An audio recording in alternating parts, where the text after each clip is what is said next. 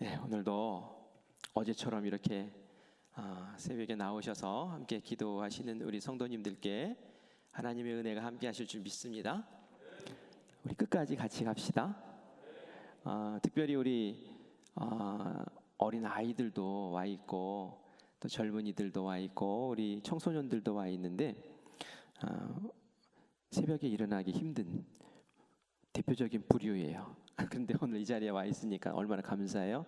우리 이들 위해서 박수 한번 해드릴까요? 네. 같이 새벽에 기도해서 감사해요. 감사해요. 오늘 방송으로 함께 참여하시는 우리 성도님들도 한 50여 명 계시다고 어제 들었는데 너무 감사합니다. 이렇게 새벽을 깨울 수 있다는 것 주님도 기뻐하실 줄 믿습니다. 그래요. 우리가 고난주간을 맞아서 우리 가상칠언 같이 지금 묵상하고 있는데요. 어제는 죄사함 용서의 십자가를 같이 묵상했습니다. 예수님이 용서하셨으니까, 우리를 사해 주셨으니까, 그리고 우리에게 용서하라고 하셨으니까 우리도 힘들지만 순종해 보겠습니다. 그것이 어제 우리가 들었던 말씀이고 또 결단했던 각오들입니다. 이것이 바로 용서의 시작일 뿐만이 아니라 제자됨의 시작인 것이죠. 제가 어제 새벽에 기도를 하면서 그런 기도를 했어요.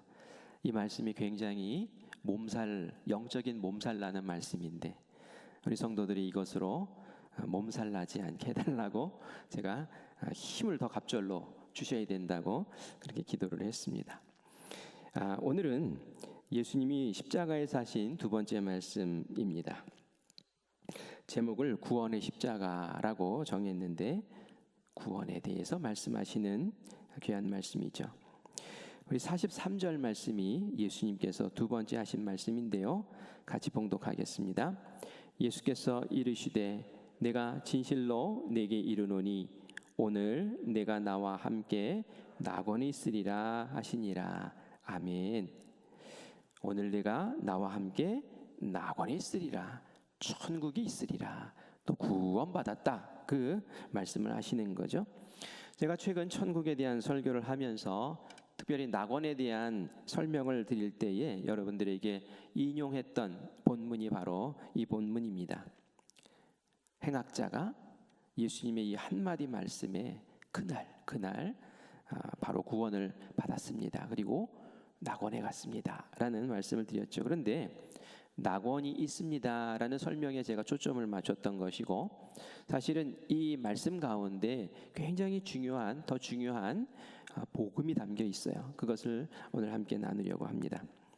이 말씀을 하시게 된 배경은 그렇죠. 예수님이 십자가를 지기 위해서 골고다를 향해서 가셨습니다. 힘겹게 그 십자가를 지고 가셨어요. 제가 주일에 설교를 마치고 제 아내가 이름 잘못 얘기했어요? 그러는 거예요.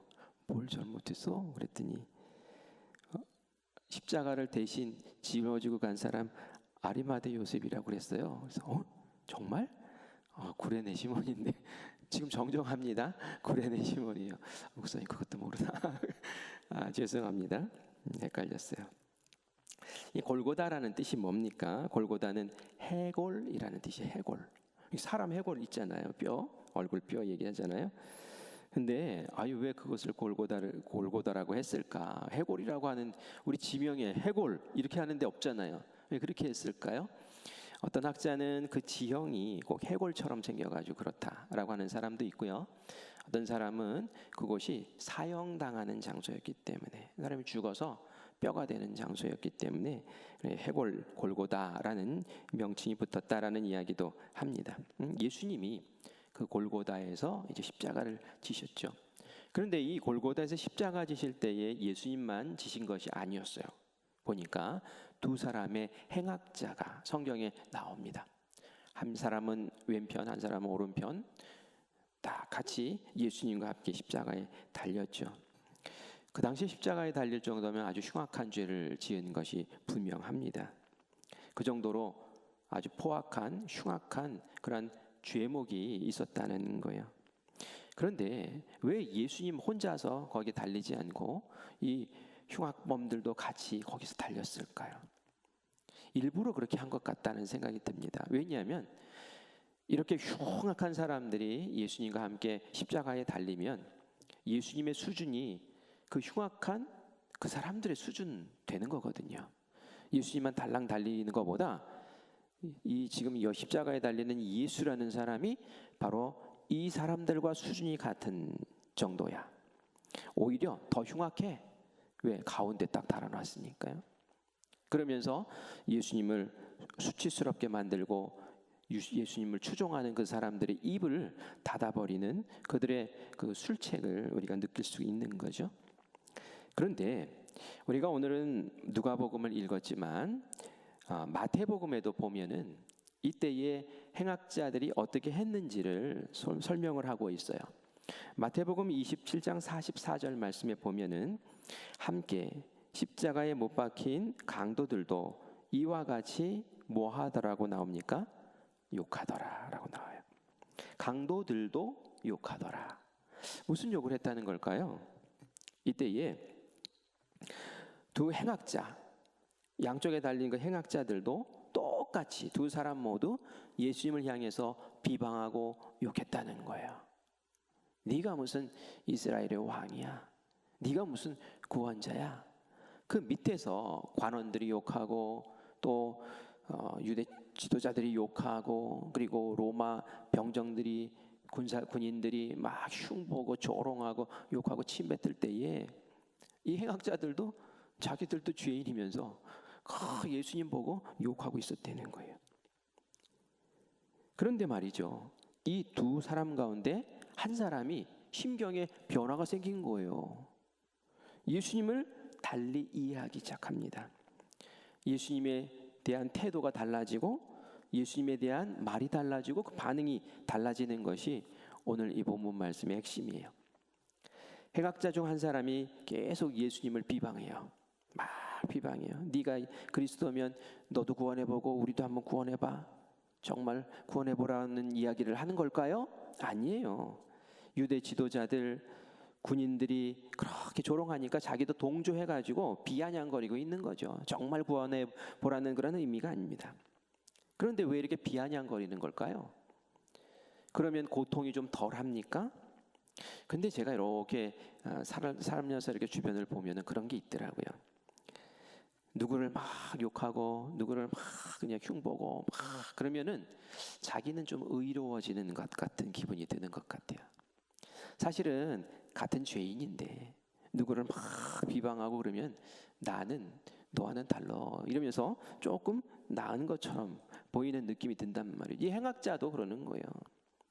똑같이 죄인이면서도 야 하면서 막 흉보고 욕하면서 자기는 조금 덜한 것처럼 그렇게 하고 싶어하는 마음이 느껴지죠. 그런데 다른 편에 있는 왼편인지 오른편인지 성경에 나오지 않아요? 다른 편에 있는 그 행악자가 이렇게 꾸짖습니다. 40절 말씀이에요. 하나는 그 사람을 꾸짖어 이르되 내가 동일한 정죄를 받고서도 하나님을 두려워하지 아니하느냐. 무슨 얘기입니까? 야, 입 좀 다물어. 너도 똑같은 처형을 지금 당하고 있잖아. 너도 지금 십자가형을 받고 있잖아. 너도 죄인인 주제에 무슨 다른 사람을 지금 비방하고 있니? 그렇게 이야기하는 거예요. 하나님이 두렵지 않냐? 죄 없는 것처럼 그러지 좀 마. 네가 무슨 의롭다고 감히 네 입을 열어서 죄가 있느니 없느니 그러고 있는 거야? 하면서 지금 꾸짖고 있는 거예요. 그래서 이어지는 말을 보면 우리가 죄를 지었으니까 우리가 지은 죄가 크니까 당연히 그 벌을 받고 있는 것은 마땅한 거야 하면서 죄를 인정을 해요. 그죠? 그러면서 그런데 이분은 그렇지가 않은 것 같다. 이분은 죄가 없는데 지금 십자가에 달린 것 같다. 우리가 흉보고 욕하고 우리가 비방할 뿐이 아닌 것 같다라고 그 입을 다물라고 이야기를 합니다. 아니 도대체 어떻게 처음엔 막 욕하던 사람이 같이 욕하던 사람이 그 십자가에 달려있는 그 시간에 그 잠깐의 시간에 말이 바뀔 수가 있는 것일까요? 아마 처음에는 상한 심령으로 막 그냥 그렇게 실컷 욕을 했을 거예요. 그런데 잠깐이었지만 예수님을 보면서 이분은 다르다라는 생각을 가졌을 거란 말이죠. 보통 사람들은 그렇게 죄 벌을 받고 그러면은 말이죠, 나 억울해, 나 이런 일을 내가 당할 사람이 아니야, 나는 죄 없어, 저 사람들이 나쁜 놈이야 하면서 막 저주하고 욕을 하고 발악을 하는 게 보통이죠.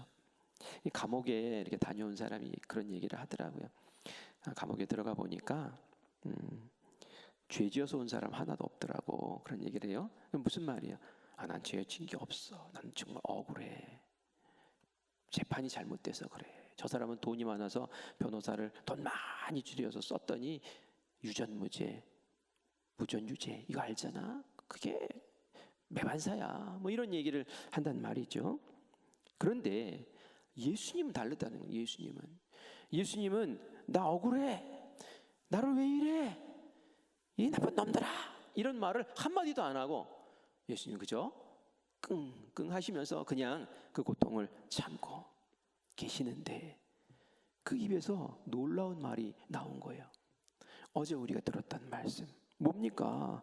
그 한마디가 마음에 팍 파고 들었어요. 하나님, 저들의 죄를 용서해 주세요. 저희들이 지금 잘 몰라서 그러는 겁니다.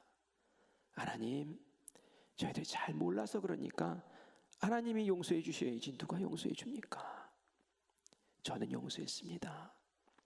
하나님도 봐주세요. 이 말을 하는데 그 옆에 있는 이 행악자가 그 말을 듣고 마음이 뭉클하고 이분은 좀 다르다. 내가 정말 소문으로 들었던 그 그리스도가 맞나? 무력하게 십자가에 달려 죽는 이 모습을 보면서 별것 아니구나라고 생각을 했는데 정말인 것 같아. 이런 마음이 뭉클 들고, 정말 특별하신 분이다 라는 생각이 들었던 거죠. 성령님이 그 마음에 찔리는 마음을 주시고 성령님이 그에게 역사하신 줄 믿습니다. 그래서 그렇게 고백한 거예요. 우리는 우리가 행한 일에 상당한 보응을 받는 것이다. 우리는 죄인이기 때문에 당연히 죄를 받는 것이다. 그리고 우리가 죽고 나면 갈 곳이 뻔한 것이죠. 그러니까 하나님을 두려워하지 않느냐라고 말하는 것이 뭡니까? 죄 짓고 안 지은 처럼 뻔뻔스럽게 그렇게 하면은 어떡하겠느냐는 거예요. 너 지옥 가려고 그러는 거지, 너 지옥 가는 게 뻔한 거야 하면서 이 지옥에 대한 개념이 있는 거예요, 이 사람이. 이후에 말하는 것도 보면 이 사람은 천국과 지옥에 대한 개념이 있는 사람이에요. 그러면서 자기의 마음에 들어온 깨달음으로 예수님에게 말을 건네죠. 42절 말씀입니다. 이르되 예수여, 당신의 나라에 임하실 때에 나를 기억해 주세요 하고 그렇게 예수님에게 간절하게 얘기를 하죠. 예수님, 주님의 나라 천국에 예수님께서 들어가실 때에 저를 꼭 기억해 주세요. 예수님, 저도 꼭 살펴주세요. 지옥에서 구원해 달라는 자기 나름의 신앙 고백을 지금 그렇게 하고 있는 거예요. 베드로가 신앙 고백했던 것처럼 이 행악자는 그런 식으로 고백을 한 거죠. 근데 뭘 잘했다고? 이 사람 잘한 게 뭐가 있습니까? 참 뻔뻔스럽지 않습니까? 인생의 마지막에 자기가 한 게 뭐 있다고? 하나 찾는다고 하면 옆에서 그렇게 계속 예수님한테 그냥 막 욕하고 비방했던 그 사람의 입을 다물게 한 것, 그게 유일하게 예수님 앞에서 잘한 것이죠. 지금 예수님 만나서 제대로 한 게 뭐가 있다고 뻔뻔스럽게 예수님에게 나 좀 기억해 달라고 그렇게 말하는 걸까요? 천국에 보내달라고 부탁하는 것 좀 과해 보이지 않습니까?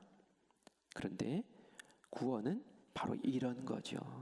우리가 잘해서가 아니라 주님이 긍휼히 여기셔서, 주님이 불쌍히 여기셔서 거저 주시는 선물이 바로 구원의 선물인 줄 믿습니다. 제가 세례 교육을 요즘 하고 있어요. 그러면 늘 복음 제시를 합니다. 왜 예수님을 믿으시는지, 예수님을 왜 믿으셔야 하는지, 교회에서 왜 신앙생활을 하는지, 십자가가 뭔지, 복음이 뭔지, 이거 꼭 제가 질문을 하고 답을 꼭 들어요. 이때 꼭 하는 질문 하나가 있어요. 뭐냐면은 이런 질문입니다. 복음 제시를 하기 전이에요. 죄송한데요, 제가 죽는 얘기를 좀 할게요. 기분 나빠하지 마세요. 그러면서 이제 얘기를 합니다.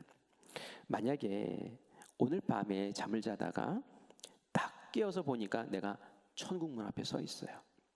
죽은 거예요. 만약입니다 라고 얘기를 해요.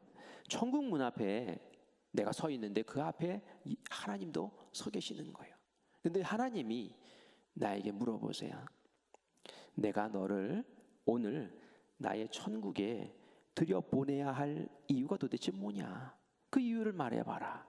내 이유를 듣고 너를 천국에 들이든지 안 들이든지 결정하겠다 라고 하시면 뭐라고 대답하시겠습니까? 라고 제가 물어보는 거예요. 그럼 고개를 갸우뚱갸우뚱 막 하고 고민스러워합니다. 여러분들은 뭐라고 답하시겠습니까? 마음에 한번 대답을 생각해서 한번 속으로 말해보세요. 어떤 분은 그런 얘기해요. 아주 지옥에 가기 싫은데요. 천국 아니면 지옥이니까, 지옥에 가기 싫으니까 천국 좀 들여보내주시면 안 됩니까? 이렇게 말할 거래요. 그게 정당한 이유가 될까요? 착하게 살았으니까 저 좀 들여보내주세요. 이렇게 하려니까 착하게 산 것 같지가 않아요. 그러니까 그 말은 차마 못하겠어요. 그래서 아주 난감해하고 고개를 갸웃갸웃합니다. 여러분들은 답을 아시죠? 예수님 때문입니다. 예수님 때문에. 예수님이 날 위해서 십자가에 달려 죽으셔서 나의 죄를 다 용서해 주셨기 때문에, 그래서 그것으로 인해서 내가 하나님의 자녀가 되었기 때문에, 하나님의 자녀가 하나님의 집에 들어가는 것이 너무나 당연한 거 아닙니까? 아들이, 딸이 죽어서 이제 나의 집에 찾아왔는데 당연히 들어가는 것 아니겠어요? 그 십자가 때문에, 십자가의 구속 때문에 우리가 들어가게 된 줄 믿습니다. 그래서 복음을 쭉 이제 십자가 복음을 설명을 해드려요. 그리고 나서 다 마친 다음에 다시 한번 이 질문을 또 드리는 거예요. 그렇게 말하면 다시 그 마음을 다시 확인해주고 그 십자가의 구원이 얼마나 소중한 것인가를 다시 알게 해주죠.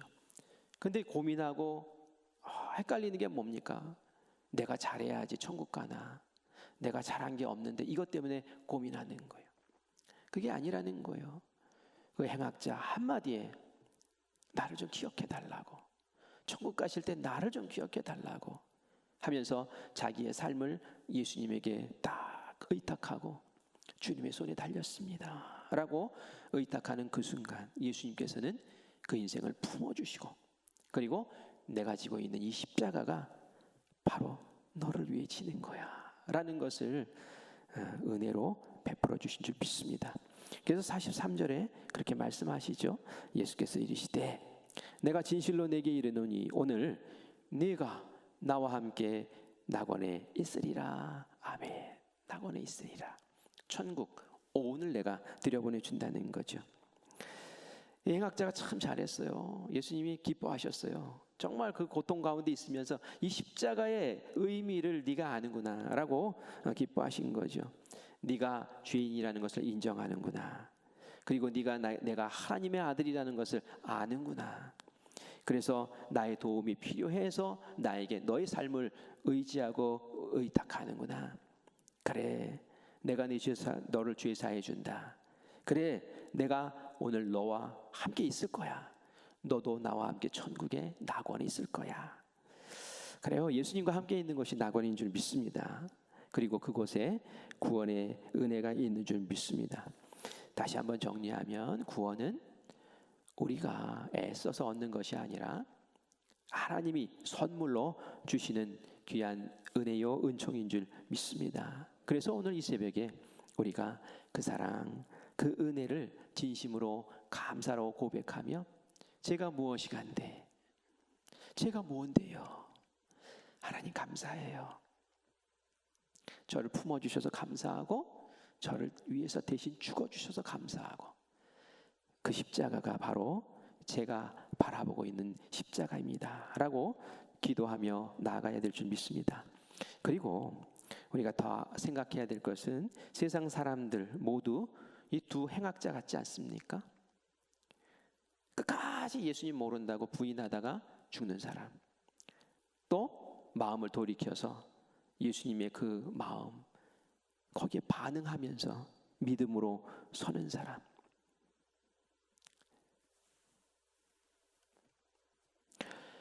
우리가 그들을 위해서 기도해야 될 줄 믿습니다.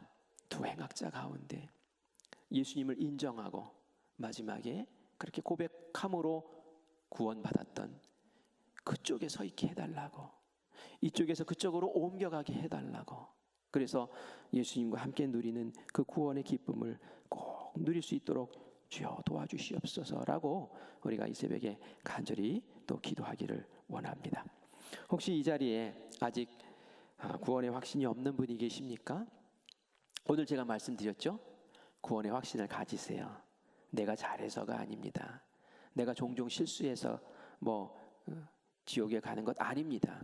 예수님께서 날 위해서 지신 그 십자가가 영원한 십자가이고, 내가 주님을 고백하는 그 순간, 영접하는 그 순간 나는 이미 구원받았고 영원한 구원의 자리에 서게 된 것을 믿으시고, 두려워하지 마시고 염려하지 마시고 주님의 귀한 구원받은 백성들로 오늘도 힘차게 능력 있게 살아가시는 우리 모든 성도님들 되시기를 간절히 축원합니다. 아멘. 기도하겠습니다.